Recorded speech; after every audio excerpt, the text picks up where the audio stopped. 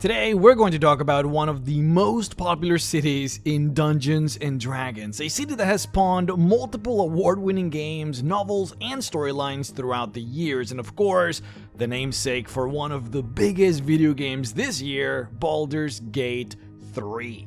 Now, this video is not going to have any spoilers for the game Baldur's Gate 3. This video is about the city called Baldur's Gate, not the video game itself. However, much of what I will talk about today, of course, will be relevant for the game since, of course, the game features the city. But we're going to talk about the city's history, why the city is the way it is, why it is so popular, and why they just will not allow dogs in the city. It makes no sense. Or maybe it does. We will cover that too. However, before we begin, a reminder guys that my Monster Classes 4 is out, a PDF that I have written to improve your 5th edition experience. Play as a Mind Lord, a Night Tyrant, or a Serpent Folk. They come with racial features and class features, allowing you to play these monsters in the exact same way as you would play a traditional 5th edition D&D class. The Mind Lord has over 36 new psionic spells that you can use, can mind blast enemies to stun them, and can even eat brains in order to abscond with some of their memories. The Eye Tyrant can perform a vast array of eye beams to cripple or disintegrate those who oppose them, while also being extremely good at using its extreme power of deduction in order to find clues and solve puzzles, as well as having an unnatural ability to formulate plans with a somewhat guaranteed chance of success. And lastly, the Serpent Folk uses its cunning to deceive and poison their enemies, but the type of Serpent Folk that you choose will also change the kind of playstyle that you do. Purebloods are saboteurs who rely mostly on their poisons to do their dirty work, while also gaining abilities similar to that of the Rogue. The Half-Breeds are the frontliners of the Serpent Folk society, mastering weapons and strategy. They're good at determining the power of their enemies and can use Battlemaster maneuvers to enhance their tactics. And then we have the Abominations, who gain access to powerful enchantment-based spells to enthrall and manipulate while also being tough to defeat and powerful of body. Check out my Monster Classes 4 or any of my other monster classes at mrrex.store. Playing monsters is a lot of fun, and I have added a ton of roleplay help so that you can add them to your campaign without issue, including reasons as to why these monsters might be good-natured or might have reasons to follow a non-evil party. Any purchase directly supports the channel, and of course, it's all crafted and written by me. I don't use ghostwriters or pay anyone to do these designs for me. I make them all myself to make sure that the quality is as high as possible. MrRex.store, the link is also on the video description. Thank you all so much, and now on to the video. This is the map of Faerun. Now, Faerun is one of the many continents on this planet where Dungeons & Dragons is set, but it is the main continent where 99% of the books, video games, and novels are located. Now, to understand why Baldur's Gate is so important, we need to look closely at its location, and it'll basically tell us everything that we need to know. This area right here is called the Sword Coast. Now, the reason it is named that way is because the land on the coast juts out into the sea in such a way that kinda looks like little blades. Basically, this entire coastline right here is very jagged, and what that does is it prevents ships from being able to safely dock in those areas. But further, some of these coastlines can be as tall as half a mile high, so even if you were to somehow avoid the jagged blades and then find a place to dock, it makes it so that making it up into the land is very difficult, but also constructing buildings like settlements, for example, or any kind of harbor on the coastline is just frankly impossible because there isn't enough land. And you can see that this map here portrays that with these little cliffs right here that the artist drew. And you can see that these coast cliffs basically extend for all of this coastline. Now, docking safely is also particularly important on these areas because the Sea of Swords, which is this whole area of water here, is extremely turbulent. The sea is rough, the waves are big, and storms constantly form, all of which are enormous threats to sailors. So having places to safely dock is very, very important. And in the case that you do end up stuck on a storm, it is always better to find a place to dock rather than to venture out and continue your travels. Now, it just so happens that there are 2 locations within the Sword Coast where a ship can dock. One is here in Deepwater Harbor on the bay of the great city of Waterdeep, right on the mouth of the river Deserum. And then the other is a few miles deep into the river Kionthar, where Baldur's Gate is located. So, as you can see, the location for both Waterdeep and Baldur's Gate makes them prime candidates to become powerhouses for ship trading, considering that they both are the only locations that sailors can go to on the mainland if they are sailing through this large section of the Sea of Swords. Okay. Now, to be fair, there is also Daggerford right here, and ships can indeed dock there. However, Daggerford never really developed harbors large enough to accommodate a lot of ships. And the river, it's also very shallow, so it can't really be accessed by particularly large ships. And so, Waterdeep instead would become the main destination for sailors that would sail this far north on the continent rather than Daggerford. But okay, so outside of this pristine and important geographical position on this map, the actual land itself, where Baldur's Gate is located, it's absolute trash. The ground itself is not particularly fertile, and the location is basically set upon a rough inclination, meaning that buildings have to be constructed to accommodate a lot of verticality in the terrain, which is not at all ideal. And to make matters worse, there is a lot of fog in the area. And we will talk a little bit more about the fog later, but the point is, there is a reason why Baldur's Gate did not quite grow as big and prosperous as Waterdeep. See, Waterdeep has a population of about 1.3 million people, while Baldur's Gate has a population of only 125,000 comparatively, so basically 10 times smaller. Now, all these people don't live in the city, of course. In fact, only a small percentage of all of these people do.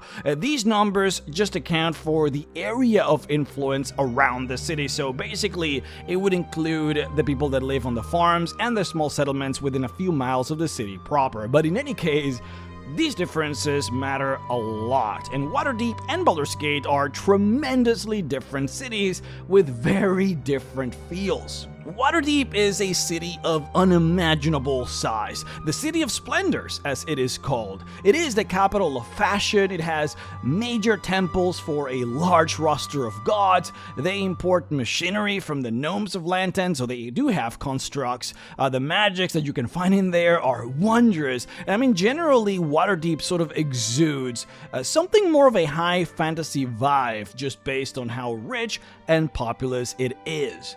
Baldur's Gate, on the other hand, is grimmier, it's dirtier, it's darker. It is very wealthy, but there is much stronger, say, wealth difference between the rich and the general inhabitants. And the thing is, there are a lot of reasons why this is the case, and it's not just because the land is bad, but to cover that, we need to go and talk a little bit about its history. See, originally, the place where Baldur's Gate is currently located used to be something of a pirate's den. The fog that has always existed on this place was used to great effect by the bandits who used to trick ships who otherwise couldn't see through the fog into going aground. The bandits would aground vessels by tricking them with lights before boarding them and then stealing their cargo. Eventually though, what started as a pirate's den, a place with some harbors, evolved into a real harbor where sailors could pay money to have their ships fixed, have their sails changed, or, hire guides or crew. For a few hundred years, the place grew and grew more until it became a small village of farmers and sailors. Then, one day, a particularly daring sailor that was born in the village decided to make the craziest voyage of its life. The guy was called Baldur, and he got together a sizable crew and then sailed all the way across the sea. Okay, so the thing about the Forgotten Realms as a planet is that it shares a fair amount of similarities with planet Earth. So if you were to see Faerun as Europe, then Mastica over here could be considered to be kind of like the equivalent of the Americas. Overall, this entire section of lands to the west is seen as mostly unexplored territory filled with riches and the unknown. Even us, as dungeon masters, don't really know much about what's out there. Well, Baldurin wanted to make an expedition to see what he could find out there on the west, and in particular he made it all the way up here to a land called Anchorome. And when he came back, he brought a ship full of riches, stories of great and grand adventures, and of course, many legends about those mysterious lands.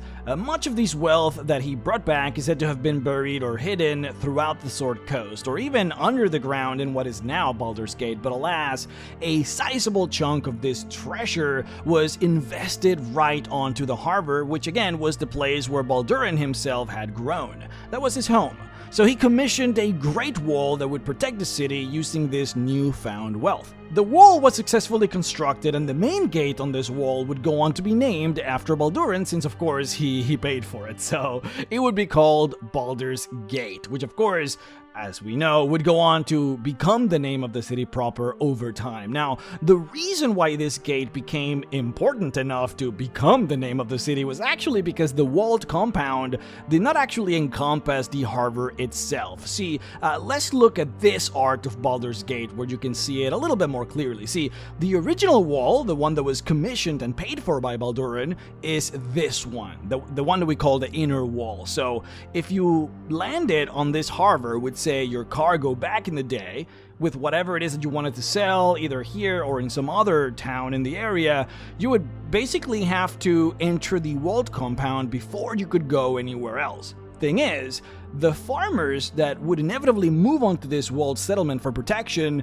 started to heavily tax any cargo that went in or out of that settlement. So for the sailors or traders or travelers calling this place the Gate, started to catch on because it was kind of a big deal. It was a big tax that they had to pay. Passing by the gate mattered a lot to them. So the place got the moniker of the Gate, or Baldur's Gate, which was again the actual name of the gate. So yeah, it caught on as the de facto name for the settlement. But in any case, Baldurin would actually go on to plan yet another expedition onto this mysterious set of lands far to the west. He got himself another crew and then sailed away, but unfortunately he was never heard from again.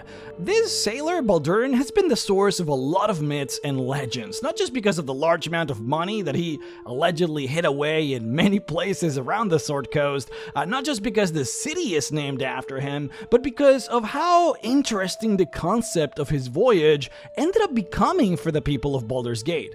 This, after all, is a sailing city, and so sailing into the unknown and search for adventure and wealth just really hit home with the inhabitants of this place, who saw him as an idol, as someone to be emulated.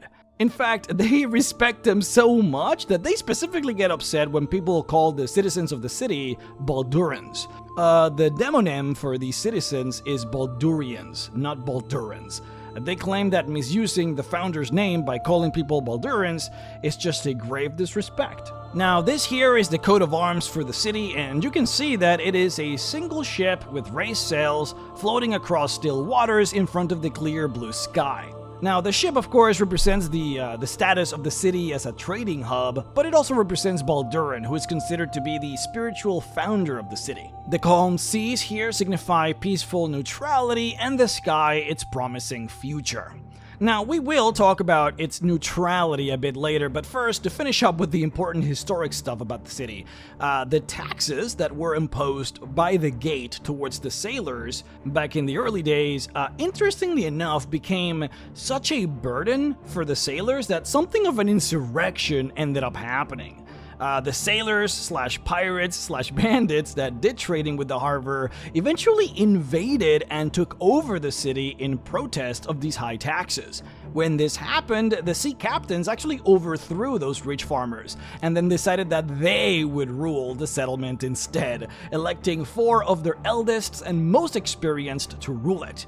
And then, in mockery of their position, they called themselves dukes. But even though originally it was supposed to be in jest, it did end up catching on, as things naturally do, and so this ended up becoming, over time, the actual form of government for the city that would grow then from this settlement. So even to this day, Baldur's Gate is ruled by 4 people who basically make all the decisions for the city, and of course, they are called the Grand Dukes. So here we have a second piece of the puzzle as to why Baldur's Gate is the way it is. The first one had to do with the land just being so awful that they basically are completely reliant on trade. The second is that they have a legacy that is built by sea captains who likely were pirates and smugglers, and of course it was them that made the laws. They set the tempo for the culture of what would become the city. Oh, actually, we also do have a third puzzle piece here, which has to do with the walls, which you might not think are that important, but they really are. See, eventually over time, a new set of walls would eventually be made to cover the harbor for protection, but then that made it so that now we had outer walls and then inner walls, and the inner walls were never taken down. So basically you had a situation that slowly built up where the rich people of the city would move and build their manors inside of those inner walls, making beautiful gardens, constructing wide, elegant streets, and really just investing all of their money on that area. The rest of the people had to build their houses outside of those inner walls where it was cheaper, even though there was substantially less space, even though the land was even more inclined around the harbor, making construction even harder. So basically a situation developed where the houses on what we now call the lower city are built extremely tight together and with a lot of verticality in order to obtain extra space. So the lower city is this cramped up, claustrophobic, relatively poor section of the city, while the upper city is this elegant, opulent, expensive, fancy section of the city. Now, as you can see from a lot of these maps, the population of Baldur's Gate has exploded in such a way that the city itself just cannot contain this many people. Many of these people have actually just spilled outside of the walls into shanty towns. Now, in order to prevent the upper city from having its elegance be sullied by too many buildings or too many people within it, they basically made it so that you can only live on the upper city if you already lived in the upper city, meaning that in a lot of ways, the right to live in the upper city was basically inherited. That law alone effectively created a nobility class within Baldur's Gate, since this was a privilege that you could not simply buy with money. You effectively had to be of the right family lineage to have the privilege of living in this luxurious part of the city, though of course, the vast majority of the time, these families also happened to be extremely rich, of course. Though it is worth noting that that wasn't always the case, and there are families in there that do their best to maintain an image of prosperity that is simply not true for them. In any case, these families are called the patriarch families. Now, people are allowed to enter the upper city, of course, even if they don't live there. However, there is a curfew that happens at nightfall where the guards will expel every single person that is either not a patriarch or a servant of a patriarch, further exacerbating that feeling of exclusiveness. To make matters even worse, you have to pay a fee every single time that you enter the upper city. This effectively discourages people from just casually walking in and further spoiling the beautiful look of the wide open streets of the upper city. But a big reason for this is that it also basically prevents beggars and poor people from making their way inside, because of course they don't want them there.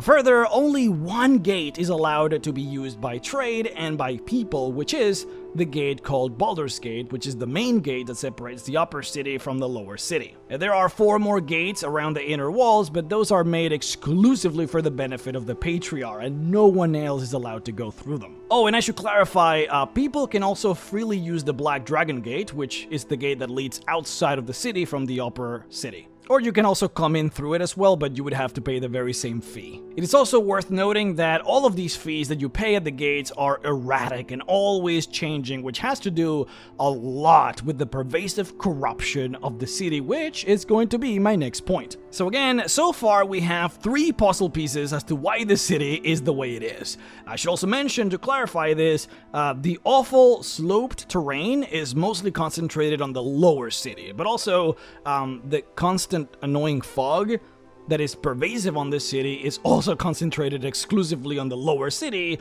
thanks to the fact that the lower city has a lower elevation, is of course at around sea level, whereas the upper city is actually substantially higher. But anyways, the 4th and final puzzle piece is the Flaming Fist. The Flaming Fist are the guards, the police, and the army of Baldur's Gate. But the interesting thing about them is that they are, get this, a mercenary company.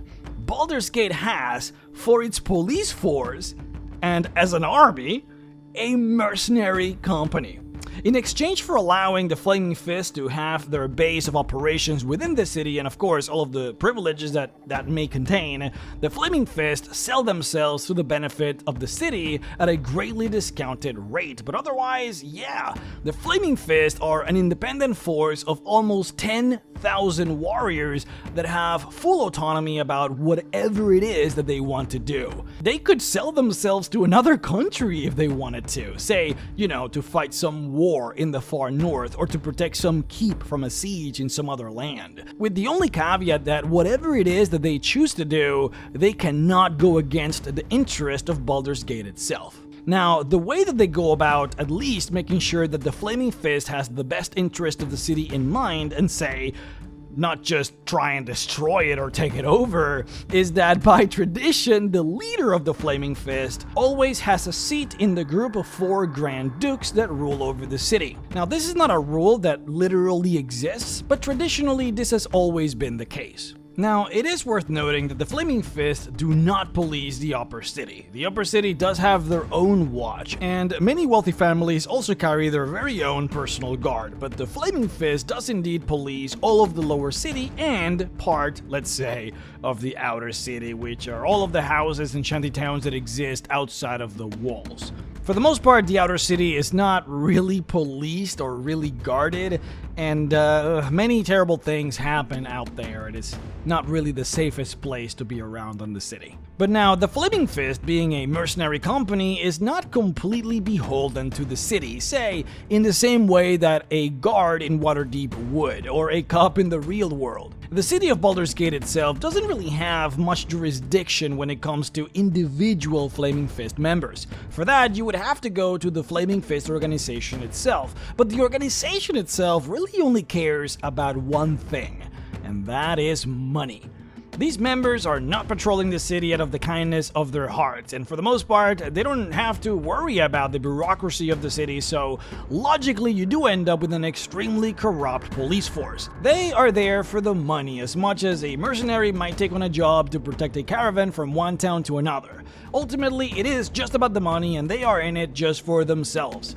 It also doesn't help that the Flaming Fist hires warriors primarily into their ranks. These are mostly adventurers that seek to retire or members from other armies in other countries. So you end up with a lot of blowhards, people that have spent their entire lives fighting and killing, and really not a lot of charmers or talkers. In other words, they are not hiring people that have a good aptitude for public support, or those that are good at de-escalating conflicts, or random people from the city that may feel positive about their hometown and might feel that it is their civic duty to protect it. No. Instead, they hire warriors and fighters, and warriors and fighters are what they get. So again, outside of the upper city, they have guards that are mean-spirited, corrupt as all hell, quick to lose their temper, and show a lack of care for the very same city that they are indeed supposedly meant to protect. In total, it is estimated that the Flaming Fist mercenary group has around 6,000 members, though the lore states that a bit under half of that is stationed in Baldur's Gate, while the other half would be then spread around all of the fortifications and contracts that the organization has all around the continent, which of course includes Chult, as the Flaming Fist does indeed have a big fort in the Chultan Peninsula, which you can actually visit while playing the adventure Tomb of Annihilation. But now, when we put all of these puzzle pieces together, we do end up with what I said closer at the beginning of this video. Baldur's Gate is a dirtier, grittier city than perhaps some of the ones that you might be accustomed to, such as Waterdeep, for example. Unless you're in the upper city, at which point it is everything that you may have wanted and more, but otherwise, it is a city of terrible wealth inequality, corrupt guards who are also prone to violence, and very interesting architectural layout. If you ever plan to play a grimdark style adventure, Baldur's Gate would actually do amazing at it. See, in the lower city, all of the buildings are made out of stone. There is a constant, pervasive fog that can make it very difficult to see sometimes, and people can actually get lost on the city thanks to it. There are literally guides on the city whose entire job is just to guide people from one end of the city to the other, because it can be hard to see through the fog, and again, the city is kind of a labyrinth as well. Now further, it rains all the time in Baldur's Gate, so the city can showcase a somewhat depressive feeling as one walks around its stony, wet floors through the fog.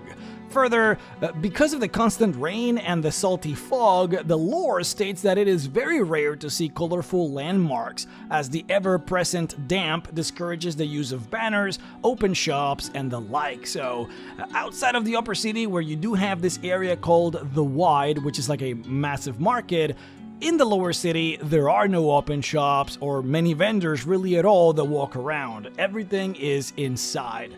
Then, to make matters worse, the damp atmosphere also creates mildew and mold, which is a severe problem on the city. And to compound to all of that, because so many people build their houses on such a small amount of land, and because the terrain itself is on erratic inclines, there are a fair amount of buildings constructed over other buildings. There are passageways that goes under small bridges or small tunnels, and the actual streets are so thin sometimes that they're only meant to fit like 2 people walking shoulder to shoulder, sometimes even less than that. All of this fomented a type of culture that actually reinforces a heavy dislike of, I don't know, fun, I guess? It's hard to put it into words because of the way the city is constructed. If you were to be drunk and obnoxious, say like in a bar, it is likely that many people would actually hear you be obnoxious since everything is just so close. But further, if a drunkard were to like vomit on the street, everyone would have to walk over it because the streets are so small.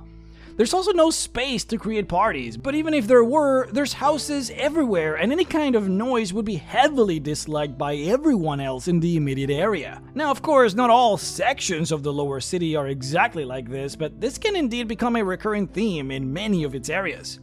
So overall, drinking in general is just not a positive thing anywhere here in the city, and people hate those that disturb the peace. All of these things combined are also the reason why there are very strict limits on the types of animals that are allowed inside of the city.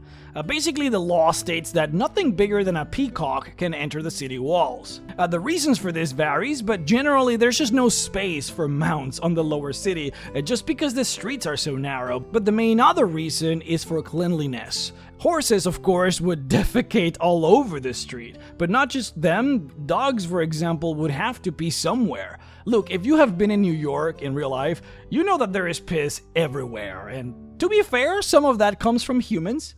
Okay, maybe most of it comes from humans, but without grass, animals they have to go to the bathroom somewhere, and there isn't that somewhere inside of the walls. Even small animals, such as chickens, would be severely restricted, and might even get you in trouble just because of how loud they are. The only exception to this rule are cats, of which there are many in the city. Cats, of course, notoriously avoid defecating on public property, which is a bonus, but they also clean themselves, and more importantly, they kill rats. It's not necessarily that the city has a massive problem with rats, though likely it would be if it wasn't for all the cats, but rats can be a problem which lets people soften their hearts for the felines of the city. Cats are also extremely popular mainstay on the ships that dock in the city because, of course, even ships suffer from rats. So naturally, many of those cats that travel on these ships inevitably do end up in the city in one way or another. So at this point, it is just an understood fact that cats are okay in Baldur's Gate. And so, yeah, I think Baldur's Gate truly encompasses that evocative feeling of a medieval city that looks like this.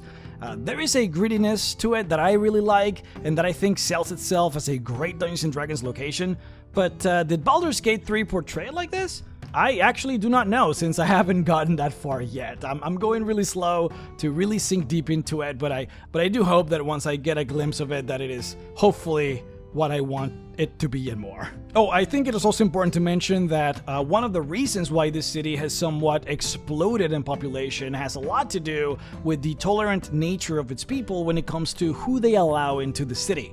Not every city in the Forgotten Realms allows just anyone to live within it, but Baldur's Gate, alongside other cities such as Waterdeep, are generally known to allow species such as, I don't know, drow, tieflings, half-orcs, and the like, as species that are generally frowned upon in other places.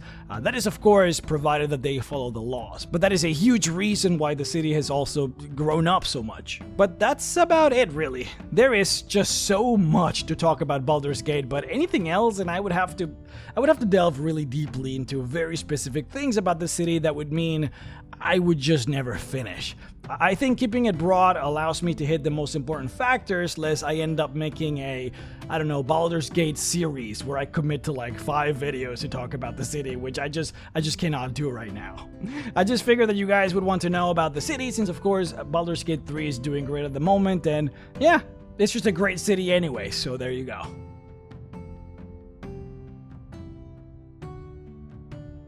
If you guys are ever interested in learning more about Baldur's Gate, I do recommend checking out the adventure Descent into Avernus, which has a big chapter on Baldur's Gate alongside some adventuring that happens within it. Unfortunately though, I have heard from a lot of people that the hell part of Descent into Avernus is just not very good, but at least the Baldur's Gate section does have some good info on the city. It has great adventuring locales, and as always, great art. Even if the actual battle maps are unpainted and in many places with completely blank rooms with no art on them, which is just kinda terrible, but all the other art is good. Also, if you want to support the channel, then please check out mrrex.store, where you can find all of my monster classes and some really useful content like what they don't tell you about magic items or my armor redesigned PDF. Any purchase directly supports the channel, so thank you all so very much for it, and I'll see you all next time.